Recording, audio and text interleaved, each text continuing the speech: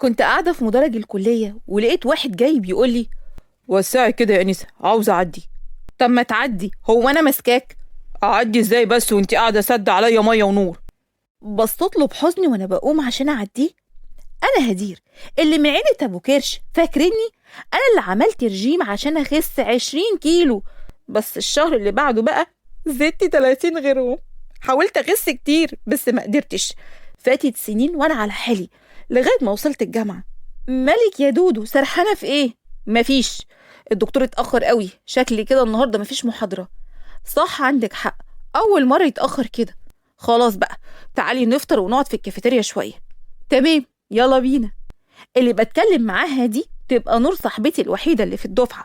كلهم بيبعدوا عني عشان تخينة، كلهم خونة. رحنا الكافيتيريا أنا ونور وجينا نقعد، لقيت الويتر بيقولي: معلش يا هدير، بلاش تقعدي على الكرسي ده.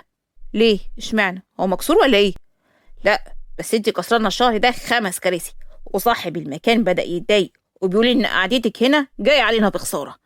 يعني اعمل لكم ايه يعني؟ كراسيكم هي اللي بايظة على فكرة، هو انا بس اللي بقعد عليها؟ ما في ناس كتير غيري بتستخدمها. جت بنت من ورانا وقالت: لا بصراحة انتي اللي تخينة اوفر، انتي مش مكسرة الكراسي بس، ده نص بنشات المدرج متكسرة بسببك. لقيت نور صاحبتي ردت عليها: انتي بس عشان معصعصة وشبه الأراجوز فمتضايقة منها، فلفل شطة. انا اللي معصعصة ولا صاحبتك اللي شبه الخرتيت، طالعة واكلة نازلة واكلة؟ لقيت الناس بدأت تتجمع، اخدت نور صاحبتي ومشينا وانا متضايقة. ما هو انا من ساعة ما اتولدت وانا بسمع الكلام ده، خلاص اتعودت. لقيت نفسي بعيط وبقولها: انا تعبت قوي يا نور ومش عارفة اعمل ايه. ما تزعليش يا هدير ولا تحطي كلامهم في دماغك. على فكرة بقى، انتي مش تخينة، انتي كيرفي، وقاطعي لساني اللي يقول عليكي خرتيتة. لقيت واحد عدى من جنبنا وقال: كيرفي دي تبقى امك، انتي مش شايفاها واقفة سادة نص الشارع بجسمها ازاي؟ دي كان ناقص لها زلومة وتتحط مع الافيال. تصدق انك بني ادم قليل الذوق. طب ممكن يا انسه بقى تعدوني، انا واقف بقالي ساعة مش عارف اعدي منك، ده انا فكرت ان الحي موقفك هنا عشان تسد الشارع. خلاص يا نور، خلينا نمشي، مش عاوزين مشاكل. بس لو تسيبيني عليهم كنت عضتهم وبردت قلبي اللي قايد نار. خلاص يا نور، ايه الجديد يعني؟ ما احنا كل يوم بنسمع نفس الكلام. اخدت نور صاحبتي ورحنا عند العربية بتاعتي، لقيت الكاوتش بتاع العربية نايم، ولقيت البنت اللي كانت في الكافيتيريا جاية عليا وبتقولي: الكاوتش يا عيني ما استحملش وفرقع من الوزن اللي شايله، ربنا يكون في عونه. انتي واحدة مش محترمة وقليلة الذوق. بصي لنفسك يا اللي شبه الدب القطبي، انتي مكانك المفروض مش هنا، المفروض يحطوكي في جنينة الحيوانات. وهنا نور صاحبتي ردت عليها: بصي يا بت انتي، انا من الصبح وانا مش طايقاكي، وكملت بالكاوتش بقى، تعالي بقى وانا هنفخك واحطك مكانه. نور مسكت البت واديتها علقة معتبرة لغاية ما سلكتها بأعجوبة. حمدنا ان ربنا ان محدش من الامن شافنا، والا كانت هتبقى مشكلة كبيرة. لقيت نور بتقولي: شفتي بنت اللذينة، طلعت قرع، دي لابسة باروكة.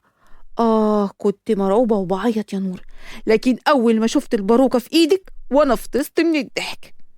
البت دي من زمان يا هدير وهي عايزة تتربى، واهي خدت العلقة تخليها ما تقدرش تفتح بقها تاني. والله يا نور، ده انت طلعتي داهية، ده انا صورتها مخصوص كام صورة وهي قرع عشان لو فكرت تضايقك ولا تقول عليكي كلمة واحدة، ده انا كنت هخلي الدفعة كلها تضحك عليها. حرام يا نور، يمكن تكون تعبانة ولا حاجة. طالما تعبانة يبقى تحط لسانها في بقها وتبطل تضايق الناس. تعالي تعالي نتفرج على الصور واحنا ماشيين.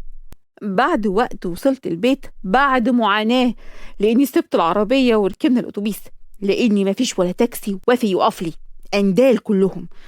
بعد ما روحت البيت لقيت السفرة كالعادة مليانة أكل. إيه يا ماما الأكل ده كله؟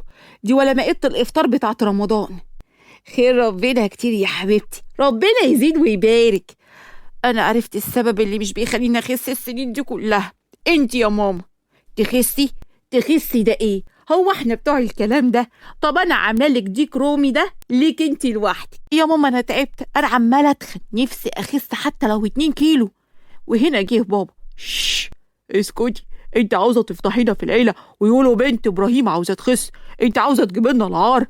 وهي ردت عليه: ماما، ما خلاص بقى يا إبراهيم، البت عرفت غلطها وعمرها ما تفكر تخس تاني، ولا إيه يا هدير؟ حاضر حاضر يا ماما. حضرلك الخير يا حبيبتي، يلا عودي كلي بقى عقبال ما أجيبلك الشوربة. كلنا قاعدين على السفرة، ولقيت سيف أخويا بيقول: اشمعنى هدير تاكل ديك رومي لوحدها وانا اكل بطة بس؟ كل واحد وسنه يا حبيبي، أخاف أديك الديك الرومي يكبس على نفسك وانت نايم. لا مش هيكبس، ما تقلقيش. بعد شوية بابا قال: اعملي حسابك يا نجاة، اختي منى جايه النهارده هي وعيالها وهيقعدوا معانا يومين. ودول هنكفيهم اكل وشرب منين يا ابراهيم؟ انا هبعت اجيب لك شوالين بطاطس على 20 شكارة رز، وهوصي الفرارج يبعتلك كل يوم قفص فراخ. شوالين ايه يا ابراهيم اللي يكفوا دول؟ احنا عاوزين ولا في الضم بطاطس. انا هتصرف، هكتب لك الطلبات في ورقة وابعت البواب يجيبهم في العربية. ماشي، اللي انت شايفاه اعمليه. جت عمتي وعيالها المفاجيح اللي كانوا بياكلوا ما بيشبعوش. كنت صاحية من النوم ولقيت الواد تامر الصغير ابن عمتي ده قاعد بيقرقط في كرسي الصالون. يا لهوي، هو انت من قوم يأجوج ومأجوج ولا ايه؟ انت بتاكل الكرسي، الله يخرب بيتك. اعمل ايه، ما انا جعان ومش لاقي اكل اكله يا هدير. جعان؟ ده انت متعشي لوحدك ب50 سندوتش جبنة وزيهم بيض وكل ده وجعان؟ جعان والله. ولما صحيت ما لقيتش في التلاجة غير بطيختين وسبت طماطم. طبعا كلتهم مش كده؟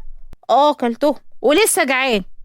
وهنا لقيت مروه اخت تامر جايه وهي لابسه فستاني وبتقولي: هو ماله الفستان ضيق كده ليه؟ وحاسه انه كاتم على نفسي هيخليني افطس.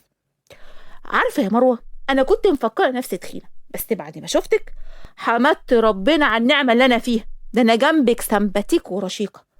رشيقه؟ هي فين الرشاقه دي؟ طب انا من كتر رشاقتي كنت بفكر العب باليه. ها؟ باليه من انهي ناحيه لو سمحت بقى؟ ومسرح ايه ده اللي هيستحملك؟ ما تتريقيش عليا، انا بكره هكون باليرينا مشهوره بجسم الفيل ده. ما اظنش. لقيتها عيطت وقالت: يا ماما يا ماما. جت عمتي وقالت: في ايه يا مروه فاتحه عليك جعور على الصبح كده؟ هدير بتقول عليا قد الفيل. وايه يعني يا مروه؟ ما انتي شايفانا اهو قدامك يا حبيبتي، كلنا زي الفيله بالظبط. لا انا مش فيل، انا هروح العب بالي وهبقى رفيعه. يو، انت مفيش منك فايده، طول الوقت تعيدي وتزيدي وتقولي لي عاوزه اخس. عمتي مشيت وسابتنا، وانا قربت من مروه وقلت لها: مروه، انت بجد عاوزه تخسي؟ نفسي اخس. انا كل لما اعمل رجيم ماما تمسكني وتربطني وتقعد تزغطني زي البط، محدش عاوز يساعدني ولا يخليني اخس. مش انت لوحدك اللي بيعاني في الدنيا دي وطالع عينه. المهم، طب ايه رايك نتفق سوا ونخس انا وانتي؟ فكره حلوه، بس ازاي؟ نعمل رجيم ولا نروح لاي دكتور؟ كل ده مش هينفع في العيله دي، طول ما هم ورانا مش هيسيبونا نخس ابدا. اساليني، انا مجرباها 3 مرات. طب والحل هنعمل ايه يا مروه؟ انا هقولك، بس اسمعيني كويس وطرطقي لي ودانك كده. عارفه دعاء بنت عمك منصور عملت ايه وخست؟ انا اول ما شفتها العيد اللي فات اتصدمت. ودي كمان ما بتبطلش اكل، خست ازاي دي؟ انا فضلت اسال وافتش وراها لغايه ما عرفت انها راحت للشيخه، عملت لها عمل خلاها تخس الربع. تخس الربع وشيخه؟ لا لا لا لا يا شيخ، انا ما صدقش في الكلام ده يا مروه. يا بنت اسمعيني، دي الشيخه مهلبيه بنت طعميه، دي سرها باتع قوي، دي مسمعه في الدول العربيه شارع شارع. لا مش معقول، انا مش مصدقه. يعني دي حتى باين من اسمها انها تفتح النفس على الاكل، دي هتخلينا ناكل اكتر يا مروه. يا هدير تعالي بس نروح لها، مش هنخسر حاجه. انا كان نفسي اروح لها من زمان، بس ما لقيتش حد يروح معايا يشجعني. بس يا بنت يا مروه، انت متاكده منها والله هتطلع دجاله بقى وتنصب علينا؟ لا متاكده، ما انت شفتي بنفسك عملت ايه في دعاء. صح، عندك حق. قطع كلامنا صوت ماما اللي كانت بتقول: يلا يا عيالي الاكل جاهز، تعالوا كلوا قبل ما الواد تامر يخلص على الاكل وياكلنا احنا كمان وراه. وهنا ردت عليها عمتي: الله يا نجاة، ما تصلي على النبي كده هتحسدي لي الواد. احسن تحسده، هو ده بيأثر فيه حاجة؟ ده واكل لغاية دلوقتي يا حبيبتي قدرة فول و20 رغيف عيش. وهنا لقيت مروة بتقولي بقول لك ايه يا هدير، تعالي احنا نروح ناكل ونسيبهم يتخانقوا هنا براحتهم. عندك حق، شكلهم كده مش هيلاقوا حاجة ياكلوها. تاني يوم نزلت انا ومروة ورحنا للشيخة مهلبية بنت طعمية، ولما دخلنا عندها اتفاجئنا لما قالت كتكوت عيلتكم دي بعمل لها عمل سفلي تاكل وما تشبعش. مروة وهي مصدومة يا لهوي يا لهوي، انا كنت حاسة اللي انا فيه ده كله عمل. طب والحل يا ست الشيخة؟ رديت عليها بخوف، ها هو مين بس اللي هيعمل لنا العمل ده يا ام كتكوت؟ طار قديم يا بنتي.